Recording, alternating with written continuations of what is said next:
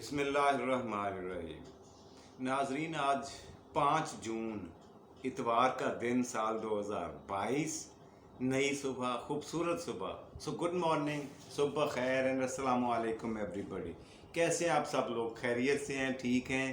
अल्लाह आपको इसी तरह से खुश व खुर्रम व आबाद रखे, आमीन। जी, सुबह के प्रोग्राम में सबसे पहले हमारा मेन सेगमेंट, बड़ा सेगमेंट हुआ करता है तारीख़ हिंदुस्तान, और हिंदुस्तान की तारीख का सैर करते हुए, सफ़र करते हुए हम पहुँचे हैं 16वीं सदी में, जहाँ पर मुगलिया सल्तनत ने अपनी दाग बेल डाली, अपनी हुकूमत की बुनियाद रखी।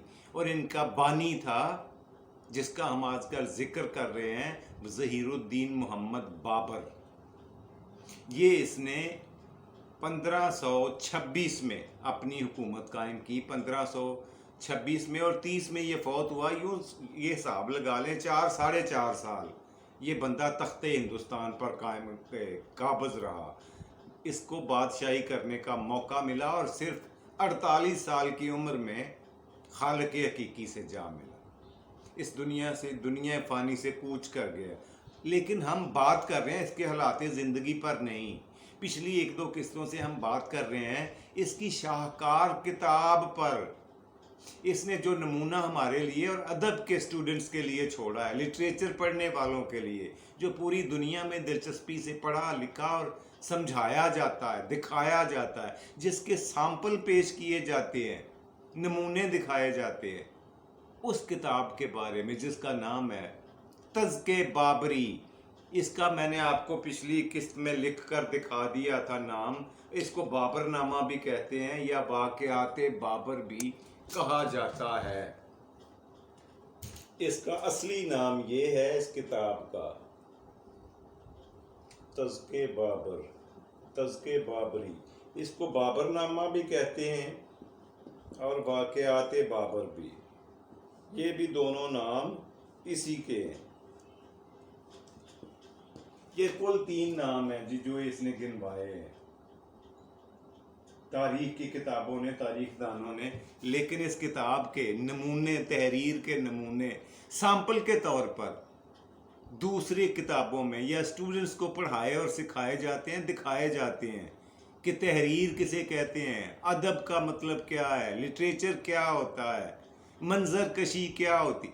छोटी छोटी चीज़ों को भी मैं आपको बताऊंगा इसकी डिटेल।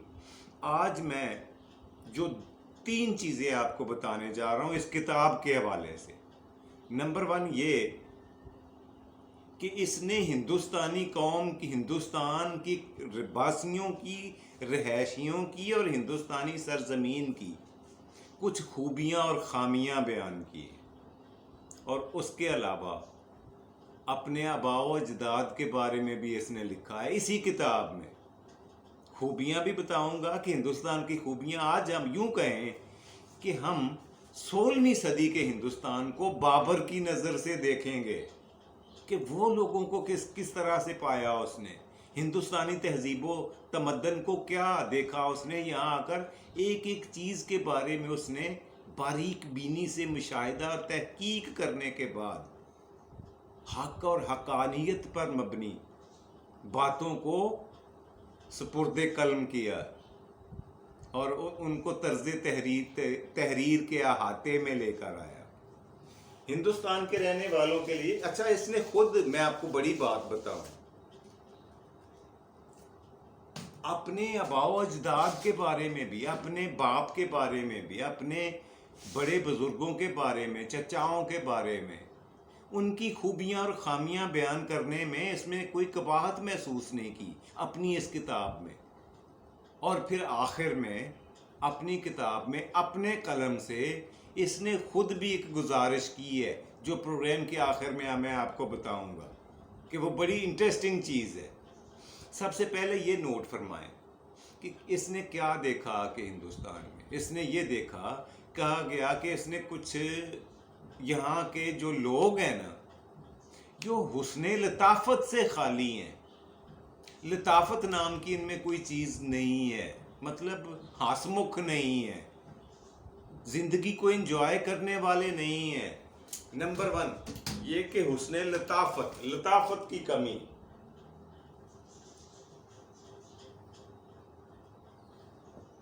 इस चीज की कहता है कि जी इनमें कमी है। दूसरा ये कहता है कि यहाँ के रहने वाले लोग खूबसूरत नहीं हैं। लो नमा कट्टा खुल गया जी। वो कहते हैं ना गल वध गई मुख्तारिया, गल यहाँ पे वध गई है। इसने कहा कि यहाँ के रहने वाले मर्द और औरत खूबसूरत नहीं है, खूबसूरती की कमी लोगों में, खूबसूरती नहीं है। तीसरे नंबर पे कहता है कि जी मेल जोल वाले नहीं हैं, मिलनसार नहीं है। मेल जोल नाम की इनमें कोई चीज नहीं है, खूबसूरती से खाली है, जिस्मानी तौर पर खूबसूरत नहीं है। और अगली बात ये लिखता है कि सूझबूझ की इनमें कमी है। हिंदुस्तान के वासियों में, यहाँ के रहने वाले अवाम में, पब्लिक में सूझबूझ की कमी है। कहता है कि इनमें सूझबूझ की कमी है। ये चीज आगे चल के लिखता है कि इनमें सूझबूझ की कमी तो है ही, मरब्बत और मेहरबानी से भी आ रही है। अब ये खामियां बयान कर रहा है हिंदुस्तान के अवाम की, रहशियों की, उन लोगों की जो 16वीं सदी में इसने आकर हिंदुस्तान में देखा, अपनी किताब में उनके बारे में लिखा। कहता है कि मेर मोहब्बत इनमें नहीं है, अदब अदाब नहीं है, अदब अदाब से खाली हैं, मेहर मोहब्बत इनमें नहीं है। इस चीज की कमी है, ये नोट फरमाए। इसके अलावा इसने ये लिखा है कि यहाँ पे हुनरमंद लोग तो हैं, मगर उनका जो हुनर है ना वो रायगा और बेकार इसलिए जा रहा है, उनको पूरी उसका हासिल वसूल इसलिए नहीं होता है कि उनके पास अपने हुनर को सर अंजाम देने की तरकीब नहीं है। एक तरतीब के साथ ये काम नहीं करते हुनरमंद जो लोग हैं हिंदुस्तान के। ये छठी चीज इसने बताई है कि हिंदुस्तानी जो हैं, हुनरमंद जो है, ये अपने काम में तरतीब की कमी का शिकार हैं। ये चीज इसने लिखा है कि जी हुनरमंदों में तरतीब की कमी का शायबा मुझे नजर आया है। और अगली बात जो इसने की, 2 बातें। नंबर 1 ये कहा कि जी यहाँ पर असली नस्ली बेहतरीन घोड़े हिंदुस्तान की सरजमीन पर मैसर नहीं है, इस धरती ने पैदा ही नहीं किए। नस्ली घोड़ों की कमी,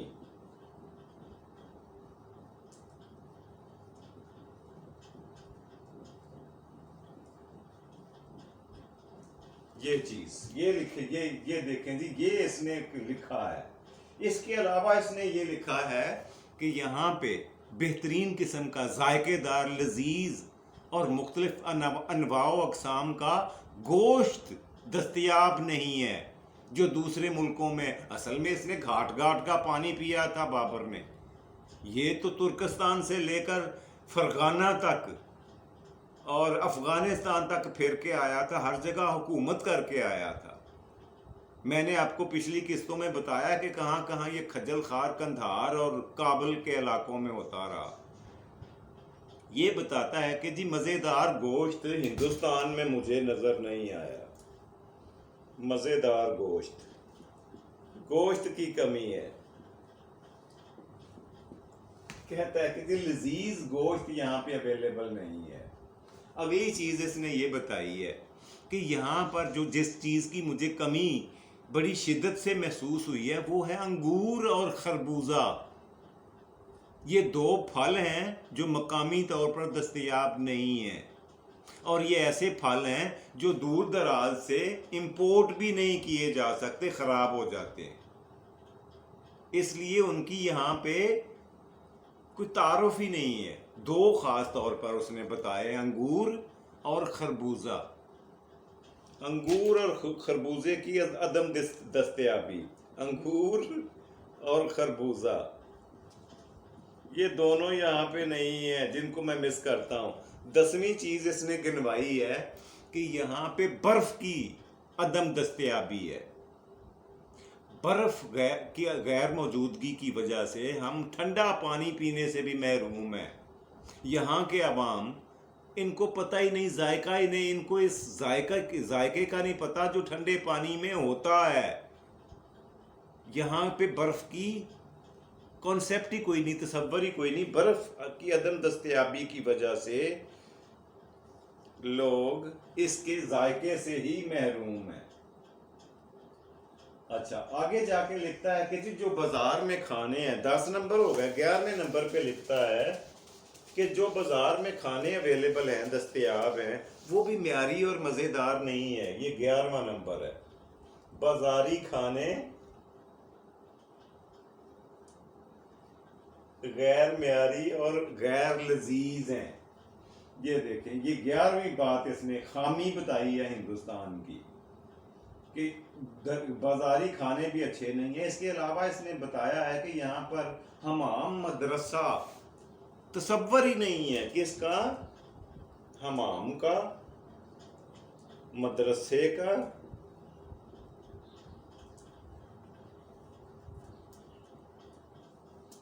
مشل کا.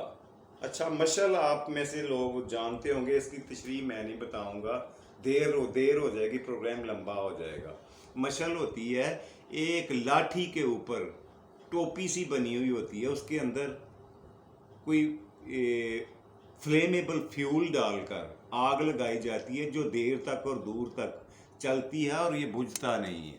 جی اس کے علاوہ مثال کے علاوہ وہ کہتے ہیں کہ اگلے نمبر پر ہم اگر دیکھیں، بابر صاحب فرماتے ہیں کہ یہاں پہ شمع دان کا کوئی کنسیپٹ، کوئی تصور نہیں ہے ہندوستان میں. ہندوستانی عوام میں، اس کے باسیوں میں شمع دان جو ہوتی ہے جس میں دیا جلایا جاتا ہے، وہ چیز یہاں پہ نہیں پائی جاتی ہے. یہ نوٹ فرمائیں، یہ وہ خامیاں ہیں. اس کے علاوہ 2 بہت بڑی خامیاں اس نے بتائی. نمبر 1 یہ اس نے کہا کہ جو لوگ یہاں پہ عمارتیں بناتے ہیں ہندوستان میں، اس میں ہوا کے گزر کو، وینٹیلیشن کو ضروری نہیں سمجھتے. اس کو ترجیحی بنیادوں پر ہوا کے گزر کو یقینی نہیں بنایا جاتا. ہوادار نہیں ہوتی ہیں عمارتیں. عمارتیں بناتے ہوئے اس امر کو، اس ضروری اور بنیادی ضرورت کو نگیٹ کر دیا جاتا ہے، نظر انداز کر دیا جاتا ہے. اس کے علاوہ انہوں نے یہ کہا ہے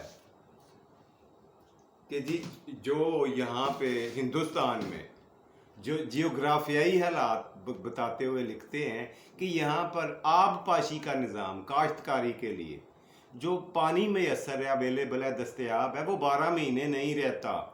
وہ صرف ندی نالوں یا پھر دریاؤں میں تو اویلیبل ہے، مگر ظاہر ہے اس وقت نہروں کا، کھالوں کا کوئی انتظام تصور ہی نہیں تھا. تو یہ بات تو سمجھ میں آتی ہے ان کی کہ آب پاشی کے لیے پانی کا خاطر خواہ بندوبست اور اس کی دستیابی کو یقینی بنانا، یہ خامی تھی ہندوستان میں. یہ میں نے جو تقریباً آپ کو گنوائی ہیں، یہ موٹی موٹی باتیں ہیں. اس کے علاوہ چھوٹی چھوٹی اور بہت ساری انہوں نے چیزوں کو اتنے قریبی مشاہدے کے ساتھ، اتنی باریک بینی کے ساتھ، قریب سے دیکھ کر، غور سے دیکھ کر اس کی نشاندہی کی ہے اور لوگوں کے سامنے رکھا ہے. بجا طور پر کہا جا سکتا ہے کہ یہ بہترین رائٹر تھا، اور رائٹر کے ساتھ ساتھ یہ شاعر بھی تھا. اس نے اپنی عبارت میں، اسی کتاب میں تذکِ بابری میں، اس نے فارسی اور ترکی زبان میں اشعار بھی بر محل، بر وقت اور ہر وقت استعمال کیے. اور ایک جگہ پہ تو بہت ہی ان کا ایک ضرب المثل بنا ہوا ہے. ایک مصرع ہے ایک شعر کا، فارسی زبان میں ہے کہ زندگی کو انجوائے کرنا سیکھو. بابر عیش کوش، بابر عیش کوش، عالم دوبارہ نیست. یہ ہے وہ فقرہ، وہ مصرع. عالم عیش کوش، بابر عیش کوش، عالم دوبارہ نیست، مطلب زندگی دوبارہ ملنے والی نہیں ہے، اس میں جتنے اور جتنے دن آپ کے پاس ہیں، جو کچھ دستیاب ہے اسے انجوائے کرو، اس کو، اس سے مزہ لو۔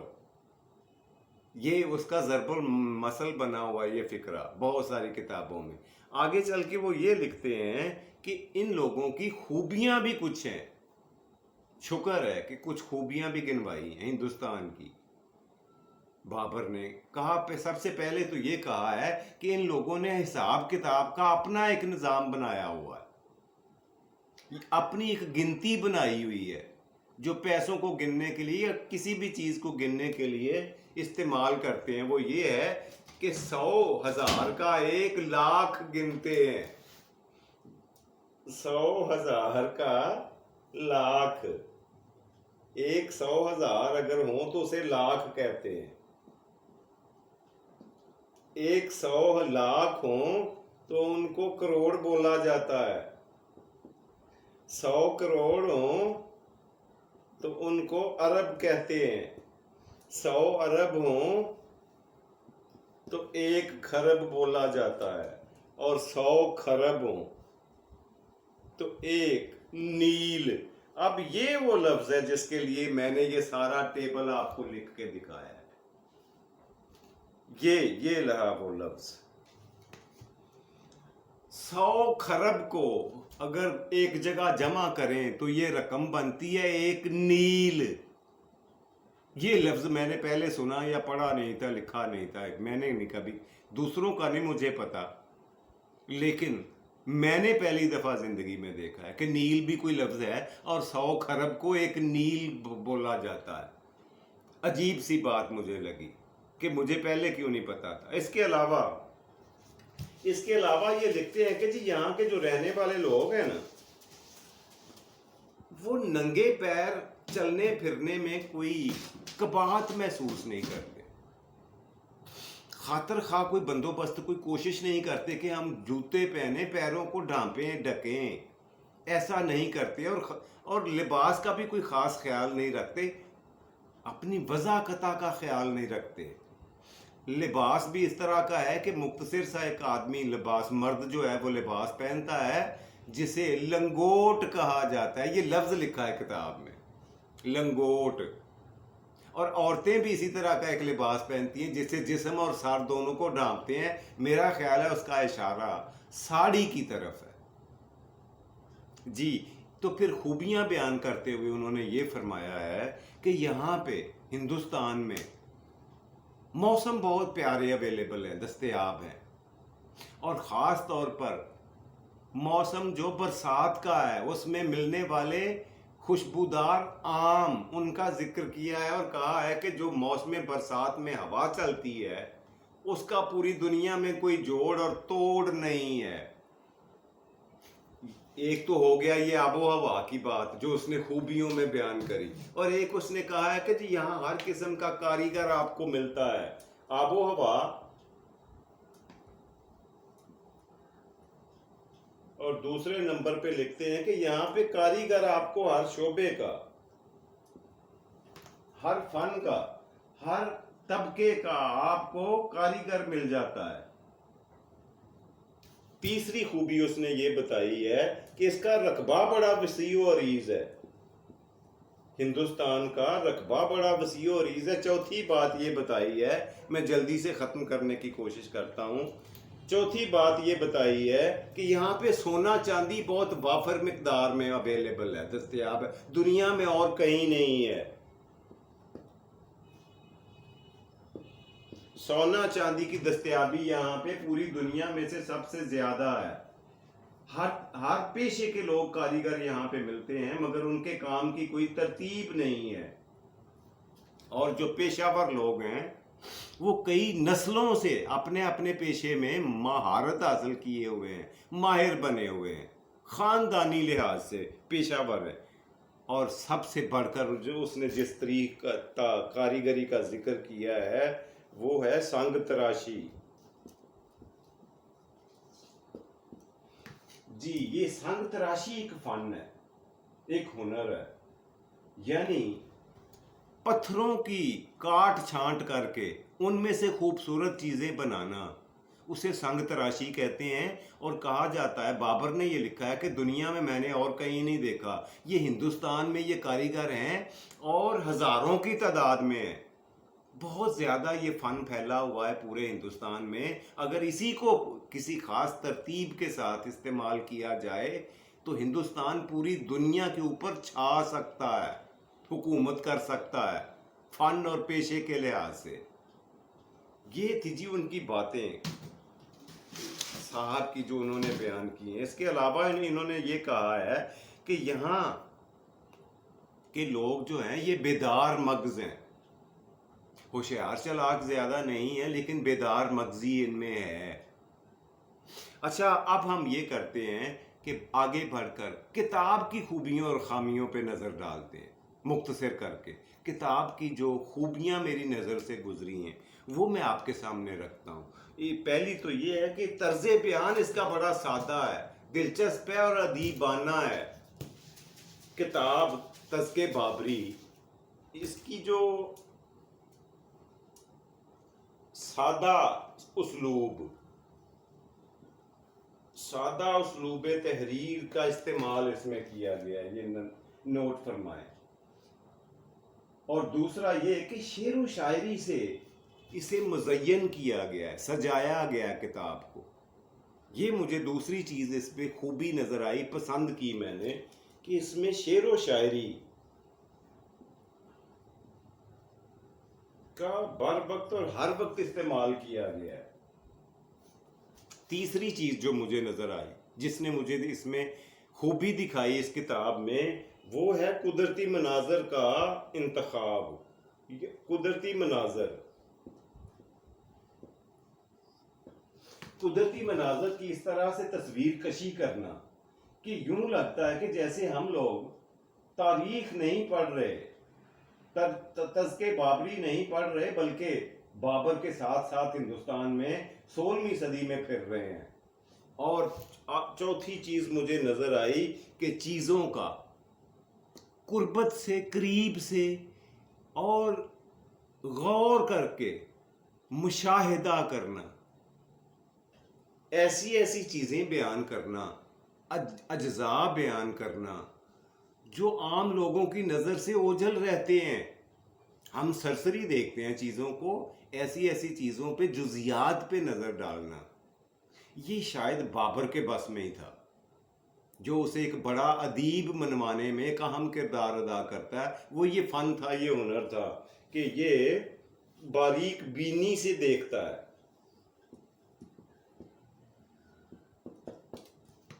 और पांचवी बात ये कि ये बात हकानियत पे करता है, हक की बात करता है,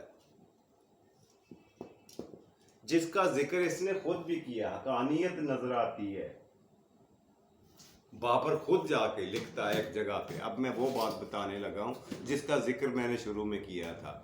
बाबर ने खुद लिखा इस किताब में, कहता है बात ये है, मेरी इल्तिमास है कारीन से जो इस किताब को पढ़ेंगे, इसे देखेंगे, इसे पाएंगे, इसका मुतालिया करेंगे, कि मैंने इसमें जो कुछ लिखा है पूरी ईमानदारी, दयानतदारी से और अपने हवासी खमसा पर एतबार और भरोसा करते हुए लिखा है। यानी जो कुछ देखा, जो कुछ सुना, जो कुछ सूंघा, जो कुछ चखा, वो बातें मैंने अपने खुदा को हाजिर नाजर जानकर लिखी है। और बाकी रही बात शख्सियात की, तो उनकी खूबियाँ और खामियाँ मैंने पूरी दयानतदारी के साथ लिखी हैं, चाहे वो मेरे बाप के बारे में हो या बड़े भाई के बारे में।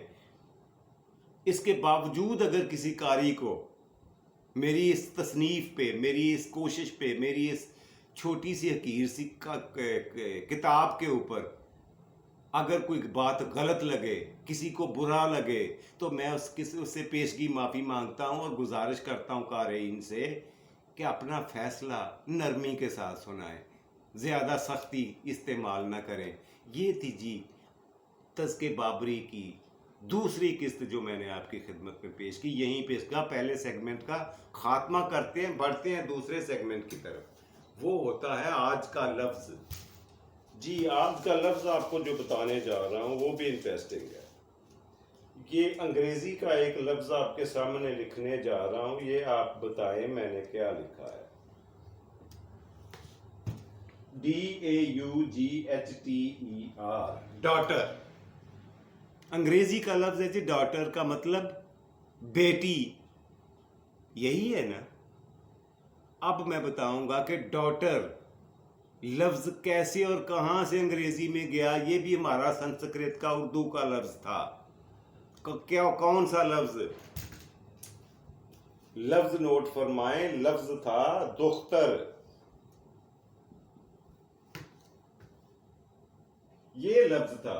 اب اس کو انگریزی میں لکھتے ہوئے اسی طرح سے بولا جاتا تھا. پہلے ڈاٹر کو دختر ہی بولا جاتا، پڑھا جاتا تھا. لیکن اب یہ زمانے کے ساتھ ساتھ، وقت کے ساتھ ساتھ اس کے پروناؤنسیشن میں تبدیلی آ گئی اور اب یہ دختر کی بجائے ڈاٹر پڑھا جاتا ہے. کیسا ہے؟ آپ کو اچھا لگا ہے؟ امید ہے. اچھا، پروگرام کا تیسرا اور آخری سیگمنٹ آپ کی نظر کرتا ہوں، وہی ہوتا ہے آج کی بات. آج کی بات سائیں یہ ہے کہ مشکلیں کتنی ہی بڑی کیوں نہ ہو، مصائب اور الم کتنے زیادہ کیوں نہ ہو، انسان جو ہے نا ان سے جتنی بہادری، دلیری، عقل مندی اور حاضر دماغی سے ان کا سامنا کرتا ہے، اتنا ہی زیادہ اس کا مرتبہ، رتبہ اور عظمت میں اضافہ ہوتا ہے. جیسے ایک ماہر پائلٹ ہوتا ہے، وہ جتنے بڑے طوفان سے جہاز کو نکال کر لے آئے اتنا زیادہ مشہور ہو جاتا ہے پوری دنیا میں. اسی طرح سے مصیبتوں سے نبرد آزما ہو کر، لڑائی کر کے، ان کو فیس کر کے، ان کا سامنا کر کے آپ اپنی شخصیت کو سنوارتے ہیں، اپنے رتبے، مرتبے اور عظمت میں اضافہ کرتے ہیں. یہ تھا جی آج کا پروگرام جو میں نے آپ کے خدمت میں پیش کیا. امید ہے آپ کو پسند آیا ہوگا. اپنے میزبان جاوید اقبال کو دیجیے اجازت. انشاءاللہ العزیز بشرط زندگی شام کے پروگرام میں ملاقات ہوگی. خوش رہیں، خوش رکھیں، خوشیاں بانٹیں اور خوشیاں سمیٹیں. اپنا اور اپنے پیاروں کا ڈھیر سارا خیال رکھا کریں. فی امان اللہ. پاکستان.